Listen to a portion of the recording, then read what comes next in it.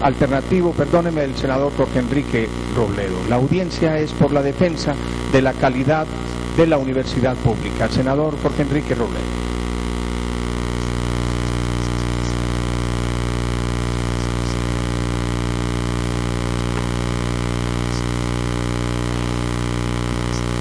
Nuevamente mis saludos a todos ustedes y a todos quienes nos escuchan.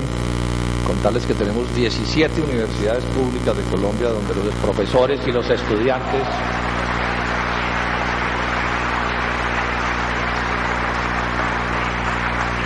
están atentos a esta audiencia que venimos realizando. Mis saludos a todos ellos y mis mejores deseos.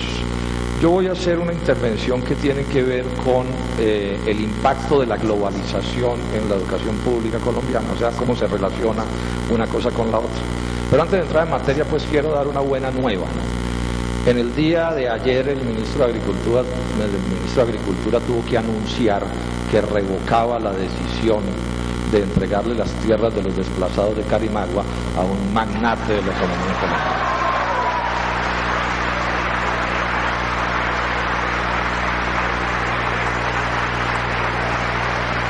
Si este no fuera este país, debería haber renunciado, porque o no tuvo la razón hace 3 semanas cuando dijo que entregar esas tierras así era una maravilla, o no la tuvo ayer cuando decidió cambiar la orientación.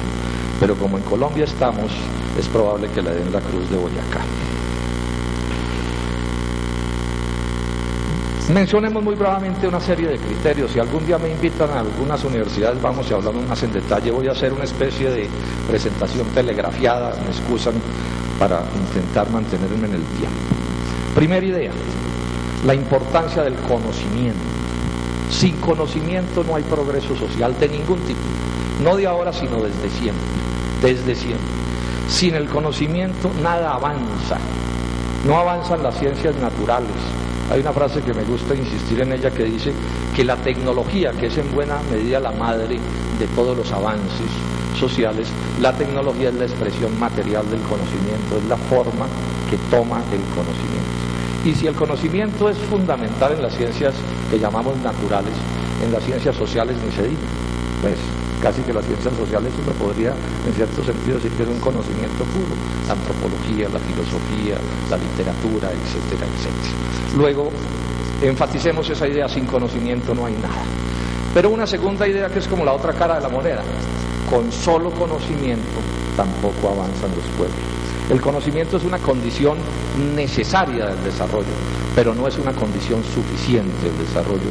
De ahí que faltan a la verdad cuando los neoliberales en tono de demagogia dicen, no, conocimiento, educación, educación, educación, educación, para hacer demagogia, porque vamos a ver que tampoco impulsan la educación, pero ocultan que yo puedo, por ejemplo, saber demasiado de agricultura, pero si me importan productos subsidiados me destruyen mi agricultura.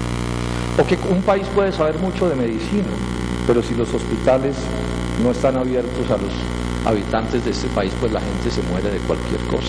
Y sabemos todos que en Colombia hay millones de colombianos, profesionales, especialistas en los más diversos asuntos del conocimiento, trabajando en lo que no es. El caso clásico, como ejemplo de esto que digo, es el caso de los taxistas. Hay miles y miles en Colombia de taxistas, y esto lo digo con todo el respeto por esa profesión, que son psicólogos, que son filósofos, que son agrónomos, que son tantas cosas. Luego es claro que con el solo conocimiento no basta.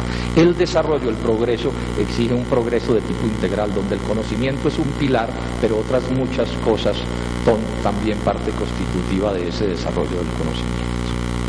Otro aspecto que quiero mencionar, y este parece tan elemental que suena como a bobería: la educación, que es una manera de desarrollar el conocimiento, el sistema educativo, la educación toda, es fundamental en el desarrollo del conocimiento, pero si estamos hablando de educación de alta calidad, de conocimiento de alta calidad, porque o si no, pues por supuesto que estamos hablando en cierto sentido de una estafa. Lo que desarrolla un país es, por ejemplo, que tenga muchos ingenieros, mucha gente tenga título de ingenieros, pero si son buenos ingenieros. Es decir, si esos títulos no son una especie de falsificación en documento público que dice que la persona sabe lo que no sabe. Entonces aquí se nos vuelve crucial este asunto, porque esto nos lo han intentado escamotear. El doctor Uribe todo el día habla del número de estudiantes que hay en Colombia, pero no discute u oculta la discusión sobre cuál es la calidad de la educación que se le está dando a los jóvenes de Colombia. Lo otro que hay que señalar es bien importante es esto: existe una relación, tiene que existir, se da de manera inexorable entre la educación, entre el aparato educativo de un país y el aparato productivo, el tipo de sociedad que se tenga, su economía. No es posible separar una cosa de la otra porque no opera. Pongo un ejemplo sencillo.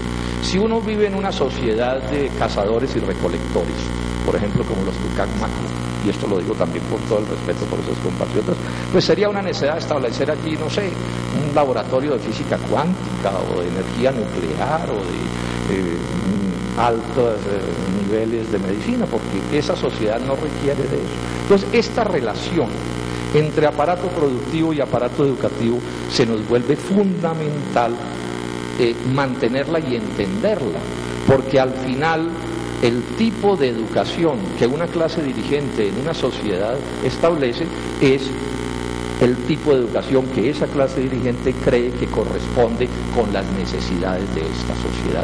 De otra manera esta cosa de ninguna manera opera, y esto me va llevando ya entonces al punto en cuál es el tipo de educación que quienes mandan en Colombia quieren establecer para este país en la época de la globalización, no en otra época distinta, es en esta época de la globalización. Ahora vamos a mirar que el tipo de educación o las instituciones superiores públicas de Colombia se establecieron en este país cuando había un pensamiento distinto entre las clases dirigentes colombianas con respecto al tipo de país que se quería, y en ese sentido se estableció un cierto tipo de institucionalidad. Si esta relación es así, miremos entonces brevemente qué está dispuesto para Colombia en la división del trabajo de la globalización neoliberal, qué está dispuesto para este país en los planes del Fondo Monetario Internacional sobre qué debe hacer Colombia en este mundo. Esa es una cosa que los imperios establecen, no de ahora sino desde siempre. España le reservó a sus colonias en América un determinado papel en lo que ellos creían era conveniente para ellos. Algunos países en la globalización neoliberal, algunos de Asia, países, llamemos subdesarrollados, inicialmente se les pudo haber establecido un desarrollo de las manufacturas, ese es, digamos, su papel allí.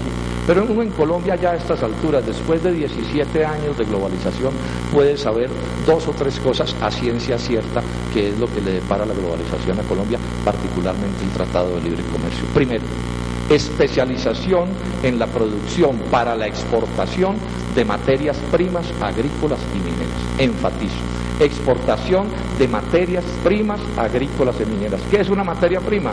Es un bien que en este caso se exporta con muy poca o ninguna transformación, que se exporta con poco valor agregado y que exige poco desarrollo científico para producirse y exportarse. Ustedes entran a una gran mina de carbón y realmente allí todo lo que tiene que ver con el desarrollo tecnológico es importado, y el carbón se exporta como materia prima, y realmente el conocimiento nacional contribuye con muy poco o con nada a ese desarrollo, bueno, distinto del esfuerzo de los trabajadores que hay que recoger.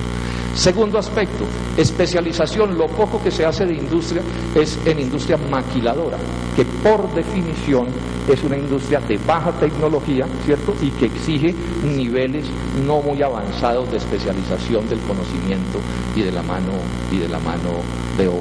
Luego estamos hablando de un aparato educativo, de un aparato productivo, que en lo que tiene que ver con su producción y con su exportación es un aparato educativo atrasado por definición, o sea, que no intenta competir en el mundo con el conocimiento de punta y la gran tecnología, sino que es subsidiario, tributario de esas transformaciones que se hacen en otras partes.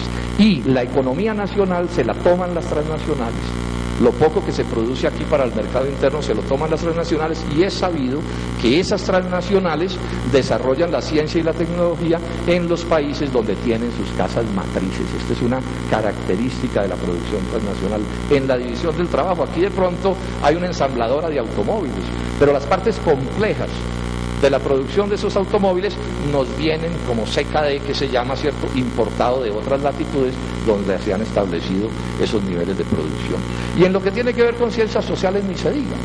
En lo que tiene que ver con ciencias sociales lo que predomina es la idea del pensamiento único, un pensamiento que se define en las metrópolis para la economía, para la filosofía, para el derecho, para todo, y se manda encapsulado, ¿cierto?, para que nuestros estudiantes y nuestros profesores reproduzcan con toda mansedumbre ese tipo de conocimiento, que yo diría que es un conocimiento al que le arrebatan su fundamento científico y lo convierten en ideología barata, o sea, en instrumento de dominación, en instrumento de justificación de una globalización inicua como la que se está estableciendo.